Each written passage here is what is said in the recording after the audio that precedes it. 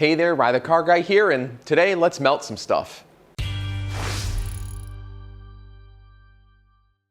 So I know that there's a lot of write-ups and forums, there's information on the subreddit, and of course there's a lot of videos on YouTube about the good old-fashioned Xterra melt mod, but I wanted to officially make it part of my catalog. So today we're going to talk about the what, why, and how of the melt mod. Now, saying the word melt surrounding anything that has to do with your vehicle is probably pretty intimidating, but it's actually a very quick and easy thing to do. Now, what we're actually going to do is just take the fender liner or the wheel well liner, and we're going to warm up a portion of it, or melt it if you will, and then push it in. So there's a portion that protrudes. We don't want it to protrude anymore. We want to push it in. The reason we're going to do this is to fit bigger tires. That's really the only reason. The Xterra came stock with the 265 70/16s, so that's like a 31-inch tire. And then you can fit at least up, based on what the forums are saying and the subreddit saying, you can fit up to a 33-inch tire or a 285 75/16 if you do this melt mod. Unless I'm wrong, and certainly correct me in the comments below, but my understanding is that the Xterra platform can only handle up to that 285 75/16. Now, during my research, I found people that did this with torches, propane torches, Bic lighters, and even hair dryers. But the overall sort of opinion is that you should be using a heat gun. And that's what I'm going to be using today. I have one lying around. If you don't have one, swing by Harbor Freight. I think they're like sub $10, or they're like between $10 and $15. They're very cheap and they're handy to have around. Other than the heat source, you need to have something that to actually press the plastic. You don't want to be using your hands because, of course, it's going to be very hot. So a lot of people use 2x4s. I might do something different, but we'll kind of see as we go here. Let's go get the Xterra, bring it in, and we'll knock this job out. Now, the spot in question is on the rear of each front wheel well. If you look at it sort of exactly perpendicular to the vehicle, you'll see that this portion protrudes right here. So what we want to do is just heat it up, push it in place, let it cool, and it will stay there. Now, as I was saying earlier, some people use just sort of a 2x4 and they bring the tire back and use it as sort of a prop. And for me, I have way too much time on my hands, so I made this little tool here.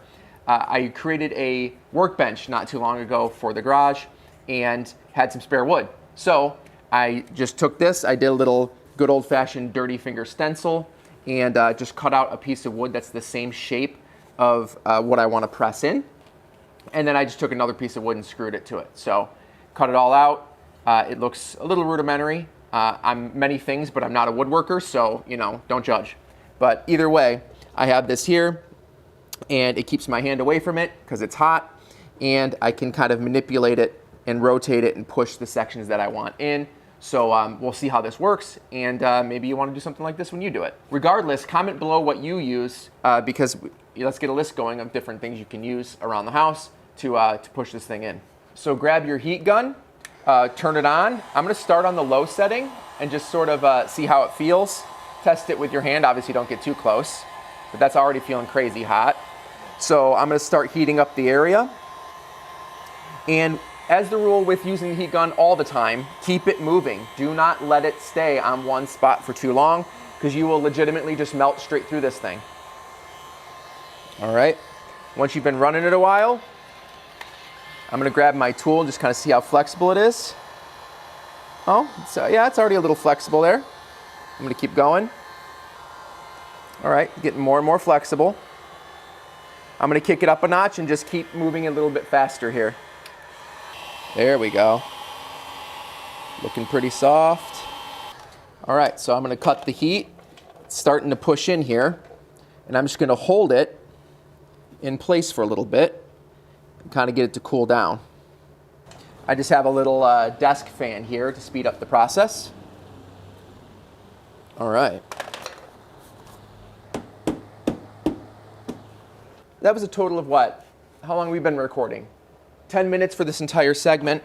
And I would say a couple minutes of prep, couple minutes of talking, 5 to 7 minutes to do this. So now, is it beautiful? Of course not. We have a couple edges here that if you wanted to, you could continue to heat up and kind of mold into place if you're really neurotic about how it looks. But let's be honest, who the hell's looking that closely at the inside of your wheel well anyways?